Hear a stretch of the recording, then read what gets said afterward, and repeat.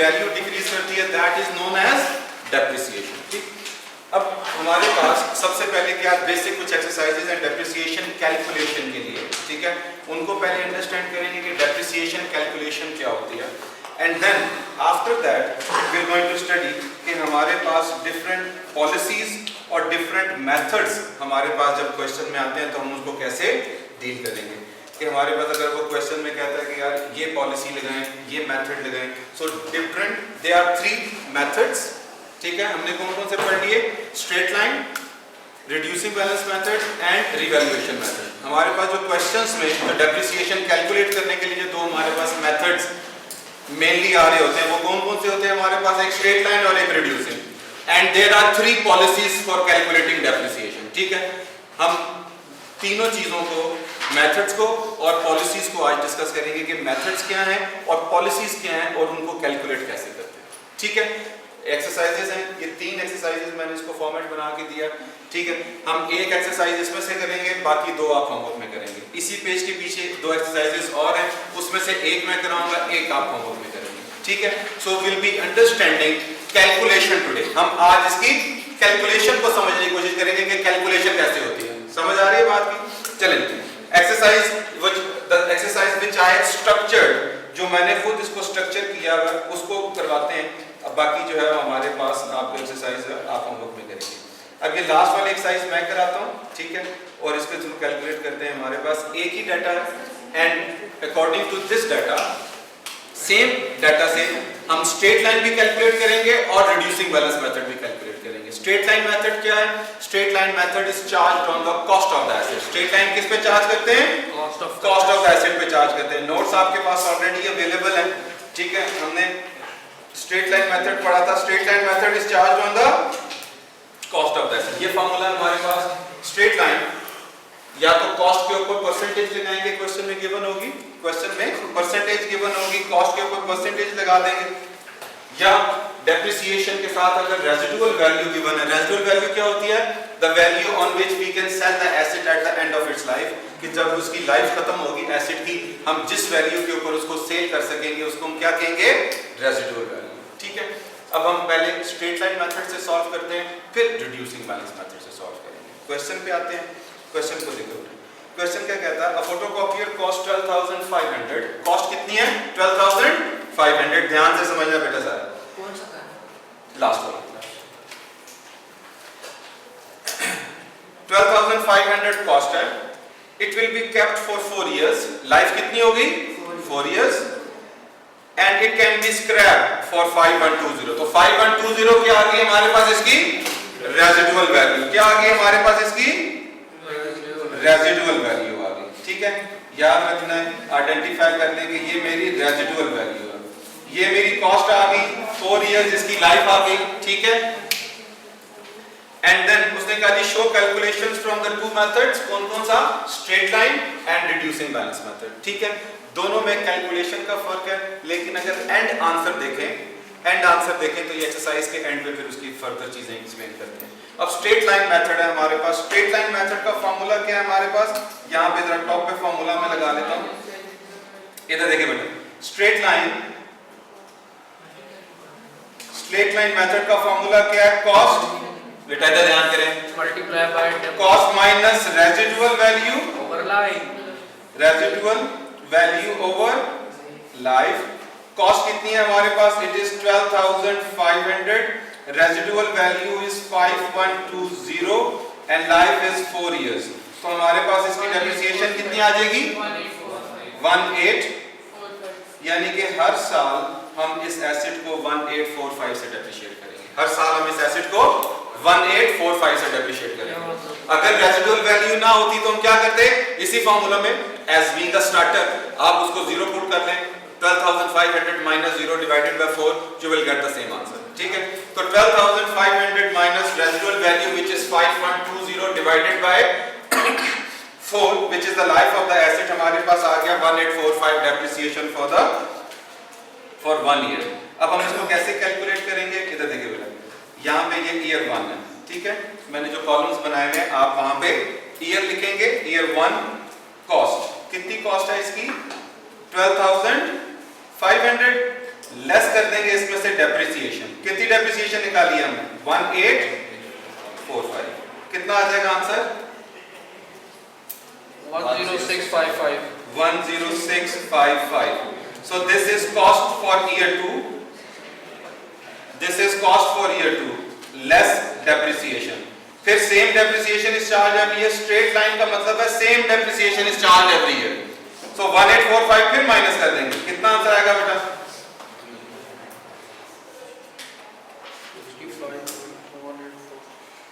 8810. 8810। शाबाश। लेस कर देंगे फिर डेप्रिसिएशन नेक्स्ट ईयर की विच इज अगेन 1845। 6965. 6965। ये कॉस्ट आ जाएगी ईयर 4 की, क्योंकि इसकी लाइफ 4 इयर्स है तो हमने 4 इयर्स तक इसकी डेप्रिसिएशन कैलकुलेट करनी है। तो ईयर 4 में फिर इसकी डेप्रिसिएशन चार्ज करेंगे विच इज 1845। तो क्या बच जाएगा बेटा? 5120. 5120। वही बच गई जो इसकी रेसिडुअल वैल्यू थी। ठीक है, क्योंकि ये स्ट्रेट लाइन मेथड में ऐसा होगा, स्ट्रेट लाइन मेथड में ऐसा होगा कि कॉस्ट में से रेसिडुअल वैल्यू माइनस करेंगे, लाइफ से डिवाइड करेंगे, तो एट द एंड जो वैल्यू हमारे पास अवेलेबल होगी वो क्या होगी? उसकी रेसिडुअल वैल्यू होगी, उसकी residual value eight the and बचेगी। स्ट्रेट लाइन मेथड में ऐसा ही होगा। रिड्यूसिंग बैलेंस मेथड में थोड़ा सा डिफरेंट आंसर आ सकता है, लेकिन ये क्योंकि एक्सरसाइज खुद स्ट्रक्चर की हुई है तो इसका आंसर सेम आएगा। लेकिन बाकी एक्सरसाइजेज जो होंगी उसका आंसर क्योंकि बुक से ली हुई है तो उनका आंसर डिफरेंट हो सकता है, कोई 100, 50, 200 का फर्क हो सकता है। तो स्ट्रेट लाइन मेथड डेप्रिसिएशन आ गई। फॉर्मूला क्या लगा बेटा? Cost minus residual value. Cost में से रेसिडुअल वैल्यू माइनस की, डिवाइडेड बाय लाइफ किया, एक वैल्यू आ जाएगी डेप्रिसिएशन की। अब वो depreciation is a straight line method will charging that depreciation every year. हर साल हम सेम डेप्रिसिएशन एसेट में से माइनस करते रहेंगे। 12500 ईयर 1 माइनस डेप्रिसिएशन 1845, जो आंसर आएगा फिर 1845, जो आंसर आएगा फिर 1845 एंड 1845। तो हमारे पास एट द एंड क्या बच जाएगा? उसकी रेसिडुअल वैल्यू बचेगी। क्या बचेगी? उसकी रेसिडुअल वैल्यू बचेगी। ठीक है, कोई क्वेश्चन किसी का यहां तक? क्यों बेटा, क्लियर है? हेमंत डन? श्योर? किसी को मसला? यस असल समझ आ गई? नाउ आफ्टर दैट अब जरा रिड्यूसिंग समझना है बेटा, जरा पेन रोकें और समझें, फिर उसके बाद लिखिएगा। रिड्यूसिंग बैलेंस मेथड, जैसा हमने एक क्वेश्चन में कल मैंने नोट्स में आपको बताया था कि reducing balance method is depreciation charged on reduced value. Depreciation is charged on reduced value. एक दफा इसको समझ लेना है, फिर इसको अप्लाई करते रहना।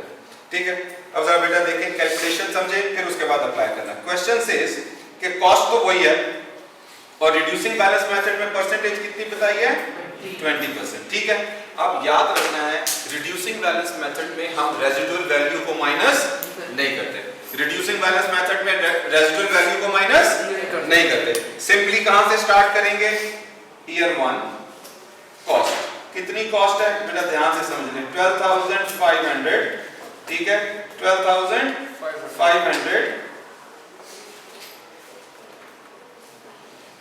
अब लेस करेंगे डेप्रिसिएशन। डेप्रिसिएशन कितनी चार्ज होगी? इसकी कॉस्ट के ऊपर चार्ज होगी 12500 का 20%। कितना आएगा बेटा? 2550। Sorry, 2500. 2500। अब ये कितना बचेगा हमारे पास? 10000। अब रिड्यूस्ड वैल्यू का मतलब क्या हुआ कि जो रिड्यूस करके आंसर आएगा, जो रिड्यूस करके आंसर आएगा, रिड्यूस करके आंसर क्या आया? 10000। अब जो डेप्रिसिएशन लगानी है किस पे लगानी है? 10000 पे लगानी है। शाबाश। अब जो डेप्रिसिएशन लगानी है वो 10 पे लगानी है। डेप्रिसिएशन 10000 मल्टीप्लाई बाय 20%, तो कितना हो जाएगा? 2000। अब 10000 में से 2000 माइनस करेंगे, विल लेफ्ट विद 8000। अब ये कॉस्ट बन जाएगी ईयर 3 की कॉस्ट बन जाएगी। अब इसमें से फिर डेप्रिसिएशन माइनस करेंगे और किस पे डेप्रिसिएशन लगाएंगे? 8000 पे। समझ आ रही है? स्ट्रेट लाइन में क्या कर रहे थे? एक डेप्रिसिएशन निकाली, हर साल उसी को माइनस किया। रिड्यूसिंग बैलेंस मेथड में जो आंसर माइनस करके आंसर आएगा उसके ऊपर डेप्रिसिएशन लगाएंगे। फॉलो कर रहे हैं बात को? अब हमारे पास 8000 के ऊपर 20% लगा देंगे। 8000 multiply by 20% is 1600, so this will be 6400। ठीक है। अब ये ईयर 4 की कॉस्ट बन जाएगी, ये ईयर 4 की कॉस्ट बन जाएगी, ठीक है। फिर दोबारा डेप्रिसिएशन चार्ज करेंगे क्योंकि 4 इयर्स लाइफ है इसकी। 6400 multiply by 20% it will be 1280 1280। अब क्या बच जाएगा? 1280 we'll left with the residual value 5120, ठीक है। we'll be left with the residual value which is 5120।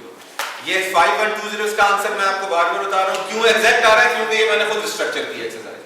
अगर जो बुक्स में से आप सॉल्व करेंगे लाइव की, तो दो मैंने आपको बना के दिए, ये इसलिए इसका सेम नहीं आएगा बिकॉज ये स्ट्रक्चर्ड नहीं है, इसमें कुछ 100 200 150 का फर्क आ सकता है, एग्जैक्टली सेम नहीं होगा। समझ आ रही है बात की?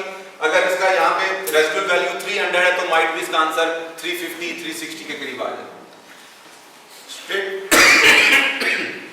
स्ट्रेट लाइन मेथड कैलकुलेशन समझ आई बेटा? Reducing balance method, straight line method में हमने फार्मूला से आंसर निकाला, same he depreciation is charge every year, but in reducing balance method cost पे डेप्रिसिएशन चार्ज की 20%, जो आंसर आया नेक्स्ट ईयर उस आंसर पे डेप्रिसिएशन लगेगी, फिर जो आंसर आया नेक्स्ट ईयर उसके ऊपर डेप्रिसिएशन लगेगी, फिर जो आंसर आएगा नेक्स्ट ईयर उस पे डेप्रिसिएशन लगेगी। सो रिड्यूसिंग बैलेंस मेथड का मतलब ही रिड्यूस्ड बैलेंस मेथड है, और इसको डिक्लाइनिंग बैलेंस मेथड भी कहते हैं। क्या कहते हैं?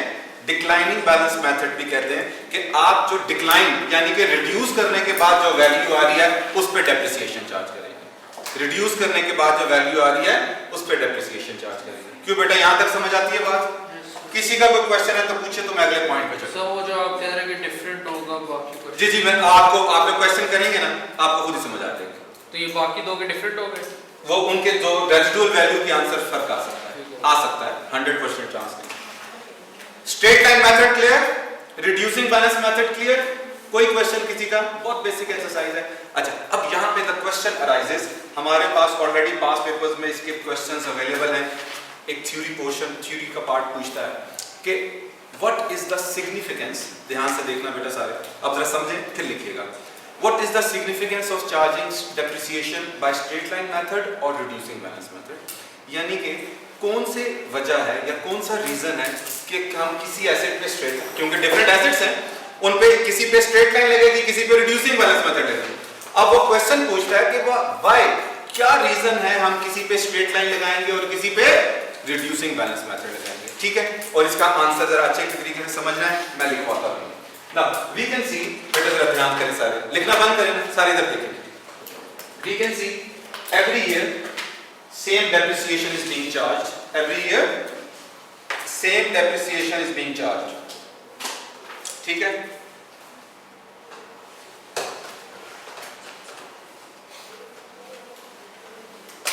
every year same depreciation is being charged, ठीक है। 1845 1845 1845 1845, and in reducing balance method different depreciation is charged every year, हर साल डिफरेंट डेप्रिसिएशन, लेकिन आंसर इक्वल आ रहा है।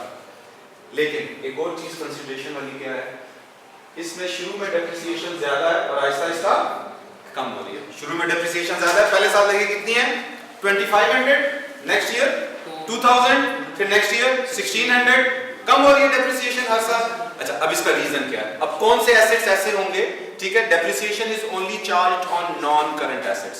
किन पे चार्ज करते हैं? Non current assets. Non current assets वो एसेट्स होते हैं जिनकी लाइफ 1 साल से ज्यादा है, ठीक है।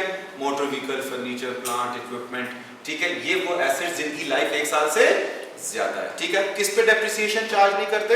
लैंड के ऊपर हमने कल डिस्कस किया था कि लैंड पे डेप्रिसिएशन चार्ज नहीं करते, बाकी सब पे डेप्रिसिएशन चार्ज होती है। अब same depreciation is charge every year, different depreciation is charge every year, there is reason behind it. अब रीजन क्या है मैं लिखवाता हूं और फिर उसके बाद इसकी फर्दर एक्सप्लेनेशन भी होगी। पहले समझा क्या 1845 हमने ऊपर फार्मूला से लगाया था, स्ट्रेट लाइन। अच्छा हाँ ठीक है, तो फार्मूला लगा सकते हैं जी, हम बार-बार तो ये फार्मूला भी तो लगा सकते हैं। कौन सा? यही वाला, हम फिर 3 नीचे लगा दें जो वैल्यू आप कॉस्ट करेंगे सेकंड ईयर वो कॉस्ट है माइनस रेजिडुअल वैल्यू को ओवर 3 कर दें। नहीं, तो उससे आंसर तो डेप्रिसिएशन बढ़ जाएगी ना, नहीं। जब आप डिनोमिनेटर ज्यादा कर देंगे तो डेप्रिसिएशन बढ़ जाएगी। नहीं, मैं कह रही हूं पर ये था हम डिफरेंटली फार्मूले से बार-बार करके निकाल। फॉर जिस टाइम एग्जांपल मैंने इसे कह लिया हां तो पानी बोल रहे हैं उसमें वर्ड फार्मूला में क्या है वो तो आपने रिड्यूस, ये तो फिर ऑलमोस्ट रिड्यूसिंग वाले काम शुरू कर दिए ना कि जो रिड्यूस आई फिर उसके ऊपर कॉस्ट माइनस करके फिर डेप्रिसिएशन चार्ज, तो ऑलमोस्ट वो तो रिड्यूसिंग बैलेंस मेथड भी लेंगे आप उसको स्ट्रेट लाइन पे रखना है, same depreciation is charge every year, वो तो रिड्यूसिंग वाला ही समझ लेना तकरीबन बन जाएगा, लेकिन हमने स्ट्रेट लाइन पे रखना है। अब जरा एक्सप्लेनेशन लिखें फिर मैं इसको समझाता हूं सारा। एसेट्स यहीं पे इसी पेज के नीचे जो जो हमारे पास स्पेस अवेलेबल है यहां पे लिख लेते हैं। स्ट्रेट लाइन मेथड की सिग्निफिकेंस क्या है? स्ट्रेट लाइन मेथड एसेट्स, बेटा ये लिखें, assets which reduces their value gradually are charged with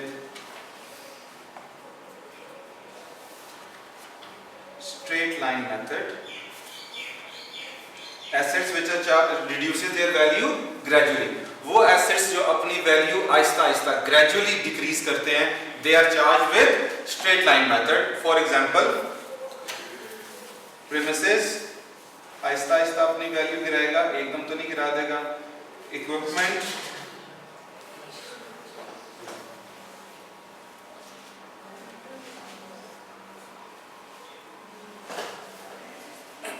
plant and machinery etc. Assets which reduces their value gradually, वो assets जो gradually आहिस्ता आहिस्ता एक पेस के साथ अपनी वैल्यू गिराते हैं, they are charged with straight line method. Assets which reduces their value gradually are charged with straight line method. और फिर reducing balance method किस लिए चार्ज करते हैं?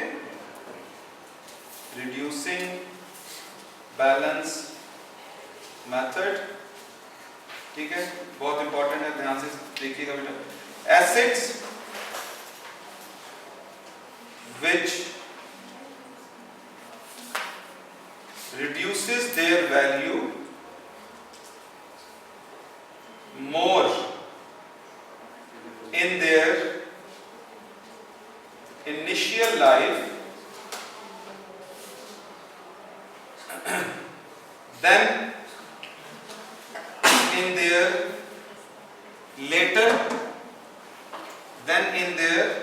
later life are charged with reducing balance method. Assets which reduces their value more in their initial life than in their later life, शुरू की life में ज्यादा चार्ज करते हैं, बाद की लाइफ में कम चार्ज करते हैं, उनके ऊपर कौन सा मेथड लगाएंगे? रिड्यूसिंग बैलेंस मेथड लगाएंगे। क्यों? फॉर एग्जांपल में देते हैं फिर एक्सप्लेन करते हैं। फॉर एग्जांपल हमारे पास क्या क्या आ गया? Computers, furniture, motor car, jewellery etcetera. Assets जो के अपनी ग्रेजुअली, पहले स्ट्रेट लाइन को देखते हैं, ध्यान से देखिए, लिख लिया रिड्यूसिंग बैलेंस मेथड का। Assets which reduces value more in their initial life, शुरू की लाइफ में ज्यादा, बाद की लाइफ में कम डेप्रिसिएशन चार्ज करते हैं, तो उनके ऊपर रिड्यूसिंग बैलेंस मेथड लगाते हैं। वो एसेट्स जो एक ग्रेजुअली एक पेस के साथ अपने एसेट्स को रिड्यूस करते हैं, उन पे स्ट्रेट लाइन लगाते हैं। फॉर एग्जांपल प्रीमिसेस है, बिल्डिंग है, इक्विपमेंट है, आहिस्ता आहिस्ता over the period of time 5-10 years अपनी वैल्यू आराम से गिराते जाएंगे, so they are charge with straight line method. वो एसेट्स जो शुरू की लाइफ में ज्यादा वैल्यू डिक्रीज करते हैं, बाद की लाइफ में कम। फॉर एग्जांपल हम एक मोटर कार 0 मीटर गाड़ी सुबह शोरूम से लें, अगले दिन बेशक उसी दिन शाम को हम वापस करने बेचने चले जाएंगे, यार ये हमें पसंद नहीं आई या कलर पसंद नहीं है, व्हाटएवर द रीजन, क्या वो उसी पैसों पे ले लेगा? कभी भी नहीं लेगा। ठीक है, तो क्या फॉर एग्जांपल 10 लाख रुपए की गाड़ी है, उसी दिन आप उसको वापस बेचने जाएंगे, वो कहेगा जी 9.5 लाख रुपए की लूंगा, तो क्या आपने एक दिन में 50,000 की यूज कर ली? नहीं। That asset reduces more value in the initial life than in the later life. Jewellery है, ज्वेलरी सुबह खरीदें, शाम को वापस करने जाएं, क्या ले लेगा उसी पैसों पे? Never. डिपेंड करता है ना गाड़ी पे। Never. सर सिर्फ ज्यादा महंगी नहीं होगा। गाड़ियां महंगी बिक रही हैं। नहीं होगा, सर होता है। हो ही नहीं सकता ऐसा। सर होता है। जो अगर प्राइस ऑफ एसेट देखें, अगर मैंने आज से 2 साल पहले गाड़ी खरीदी थी या साल पहले भी गाड़ी खरीदी थी, आज वो उसी वैल्यू पे बिक रही है, तो वो उसकी वैल्यू में इंक्रीज नहीं हुआ। इन्फ्लेशन की वजह से वैल्यू ऑफ मनी में डिक्रीज हुआ, तो वो उस वजह से वो अपने पुराने पैसों पे बिक रही है। वो तो इन्फ्लेशन का रीजन है, ये तो डेप्रिसिएशन का रीजन है। इन्फ्लेशन तो यहाँ पे डिस्कस नहीं है कि इन्फ्लेशन की वजह से वैल्यू ऑफ मनी, डॉलर बढ़ रहा है, कम हो रहा है, तो इन्फ्लेशन की वजह से वैल्यू ऑफ मनी हमारी डिक्रीज कर रही है, तो वो भी वैल्यू जो चीज है उसकी भी प्राइस बढ़ जाएगी। Inflation is not a factor. हमारे पास एक चीज की वैल्यू है, अगर हम उसको उस वैल्यू पे, आपने फॉर एग्जांपल मोबाइल खरीदा, ठीक है, पिन पैक डब्बा लेके आए घर या उधर दुकान पे खड़े होकर खोलो, उसको वो उसी पैसों पे वापस ले लेगा? कभी भी नहीं लेगा। लैपटॉप खरीदो, उधर ही डब्बा खोल ले बस, क्या उसी पैसों पे ले लेगा? नेवर। सो ये वो एसेट्स हैं, इसकी डेफिनेशन, ये वो एसेट्स हैं जो कि फर्स्ट टाइम फर्नीचर खरीद के लेके जाए घर, आपने सेटिंग नहीं हुई, आपको यार मेरा ये फर्नीचर सेट नहीं हुआ, आप मुझे नया फर्नीचर दे दे, जो दूसरा सोफा दे दे, मैं घर जाके सेट करूंगा, उसी प्राइस पे ले लेगा?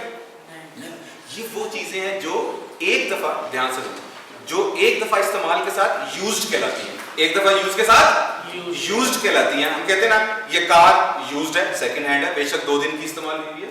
मोबाइल बेशक 2 दिन यूज हुआ, सेकंड हैंड हो गया। ज्वेलरी, फर्नीचर, इक्विपमेंट, कंप्यूटर्स पहली दफा इस्तेमाल से ही यूज्ड हो जाएंगे। लेकिन कोई ये तो नहीं कहेगा कि ये प्रीमिसेस जो है ये यूज्ड है, मैंने नहीं लेना, बिकॉज वो अपनी एक ग्रेजुअल पेस के साथ अपनी वैल्यू रिड्यूस करेगा। ठीक है, तो वो एसेट्स जो कि शुरू की लाइफ में ज्यादा और बाद की लाइफ में कम डेप्रिसिएशन चार्ज करते हैं, they are charge with reducing balance method, and the assets which reduces their value gradually, आहिस्ता आहिस्ता, they are charge with straight line method. यहां तक पॉइंट समझ आया? ठीक है, ये ऑलरेडी पास्ट पेपर्स में, एमसीक्यूज में ये चीजें पूछी जा चुकी हैं। यहां तक किसी का क्वेश्चन है तो पूछे। स्ट्रेट लाइन मेथड क्यों, रिड्यूसिंग बैलेंस मेथड क्यों? क्यों बेटा, क्लियर है? श्योर? पक्की बात? Clear? Everybody? Anybody having any question? क्यों बेटा, समझ में आ गई है? स्ट्रेट लाइन क्यों चार्ज करते हैं, रिड्यूसिंग क्यों चार्ज करते हैं? रीजन भी आपको बता दिया कि यार ये अगर वो पूछ ले, क्वेश्चन आ जाए कि यार रिड्यूसिंग क्यों चार्ज करते हैं किसी एसेट पे, तो क्यों? वो शुरू की लाइफ में ज्यादा डेप्रिशिएट होता है, बाद की लाइफ में कम, क्योंकि शुरू में ज्यादा गिराएगा वैल्यू, बाद में कम गिराएगा, और ये नॉर्मल पेस के साथ। कैलकुलेशन भी होगी स्ट्रेट लाइन मेथड में, same depreciation is charge every year, जबकि रिड्यूसिंग बैलेंस मेथड में हर साल जो रिड्यूस करके जो आंसर आता है, हर साल जो रिड्यूस करके आंसर आता है, उस पे डेप्रिसिएशन है। डन? क्लियर? ओके। हमारे पास अब एक तो कैलकुलेशन हमने अंडरस्टैंड कर, फिर उसके बाद हमारे पास 3 पॉलिसीज एंड डेप्रिसिएशन की 3 मेथड है। ज्यादातर हमारे पास स्ट्रेट लाइन और रिड्यूसिंग ही यूज हो रहा होता है, रिवैल्यूएशन तो एसेट्स के ऊपर कम चार्ज होता है। Straight line method, reducing balance method, दोनों को हमने समझ लिया क्या होता है। स्ट्रेट लाइन एक formula, cost minus residual value over life, और दूसरा रिड्यूसिंग बैलेंस मेथड जो रिड्यूस करके आंसर आता है। अब बेटा जरा ध्यान से समझने का, नाउ इन एवरी क्वेश्चन हमें वो एक तो मेथड आइडेंटिफाई करेगा कि स्ट्रेट लाइन लगाना है कि रिड्यूसिंग बैलेंस मेथड लगाना है, और इन तीनों पॉलिसीज में से एक पॉलिसी देगा। इन तीनों पॉलिसीज में से एक पॉलिसी देगा, तो हमें पता होना चाहिए कि कौन सी पॉलिसी की वजह से कैलकुलेशन में क्या फर्क आएगा, कौन सी पॉलिसी की वजह से कैलकुलेशन में क्या डिफरेंस क्रिएट होगा। ठीक है, नंबर 1 बी अटेंटिव बेटा, डेप्रिसिएशन नंबर 1 पॉलिसी, ये पॉलिसी है, मेथड नहीं है, मेथड यही है स्ट्रेट लाइन रिड्यूसिंग, ये पॉलिसी। स्ट्रेट लाइन मेथड या रिड्यूसिंग बैलेंस मेथड के साथ वो पॉलिसी बताएगा। Number 1, depreciation is charged on proportionate basis for each month of ownership, या वो कहता है कि depreciation is charged for the period of asset is being held in the business, यानी कि जितना एसेट यूज करेंगे उतनी डेप्रिसिएशन चार्ज करेंगे। प्रोपोर्शनेट बेसिस, किस चीज के ऊपर? प्रोपोर्शनेट बेसिस, जितना एसेट को यूज करेंगे उतनी डेप्रिसिएशन चार्ज करेंगे। फॉर एग्जांपल एक सर्टेन ईयर में आपने एसेट को 3 मंथ्स यूज किया तो कितनी डेप्रिसिएशन चार्ज करेंगे? 3 मंथ्स। 6 मंथ्स यूज किया 6 मंथ्स, 10 मंथ्स यूज किया 10 मंथ्स, जितना यूज करेंगे उतनी डेप्रिसिएशन चार्ज करेंगे। Policy number 1। ठीक है जी, क्लियर? जितना यूज करेंगे एसेट को, ठीक है, 1 साल के अंदर हम उसके ऊपर उतनी डेप्रिसिएशन चार्ज करेंगे। समझ आती है बात की? दूसरी पॉलिसी को क्या कहेगा, ठीक है, full year depreciation is charged in the year of purchase, कि जिस साल खरीदेंगे उस साल पूरी डेप्रिसिएशन चार्ज करेंगे। No depreciation is charged on the assets in the year of sale, जिस साल उसको बेचेंगे उस साल कोई डेप्रिसिएशन चार्ज नहीं करेंगे। समझ आ रही है बात की? जिस साल खरीदेंगे पूरे साल की डेप्रिसिएशन चार्ज करेंगे, जिस साल बेचेंगे उस साल कोई डेप्रिसिएशन चार्ज नहीं करेंगे। क्लियर? इररिस्पेक्टिव ऑफ डेट, जोन सी मर्जी डेट पे खरीदो, जोन सी मर्जी डेट पे बेचो। फॉर एग्जांपल, आप दिसंबर 1 को एसेट खरीदें, पूरे साल की डेप्रिसिएशन लगेगी। आप दिसंबर 31 के ऊपर एसेट को बेचें, कोई डेप्रिसिएशन नहीं लगेगी। फॉलो कर रहे हैं बात को? Full year depreciation in the year of purchase, जिस साल खरीदेंगे पूरे साल की डेप्रिसिएशन चार्ज करेंगे, जिस साल बेचेंगे कोई डेप्रिसिएशन चार्ज नहीं करेंगे। ये पॉलिसी क्वेश्चन में वो बताएगा। अंडरस्टैंड करें बात को? Number 3 and the final one, depreciation is charged on the assets in existence at the end of the year, means on the carried down the asset। यानी कि वो क्वेश्चन में कहता है कि जो साल के एंड पे एसेट्स पड़े हैं उनके ऊपर डेप्रिसिएशन लगा। अब वो जिस मर्जी डेट को आए, जितना मर्जी इस्तेमाल हुआ, जो भी हुआ, वो क्वेश्चन में कह देता है जहां जो साल के एंड पे डेप्रिसिएशन है उसके ऊपर, साल के एंड पे जो कॉस्ट है एसेट्स की उनके ऊपर डेप्रिसिएशन लगा।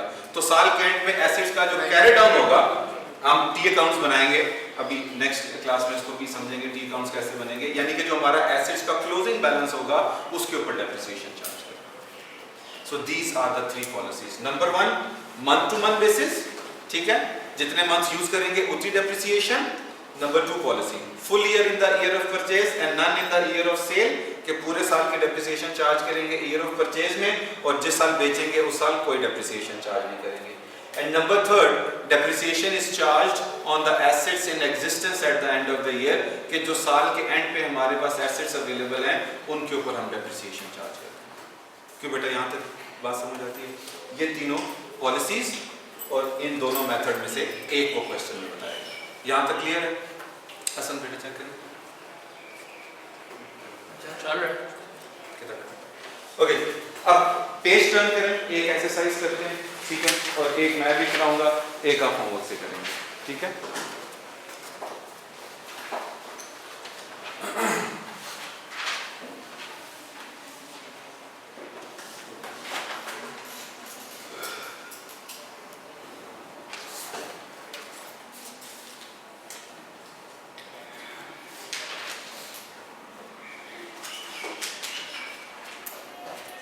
ओके,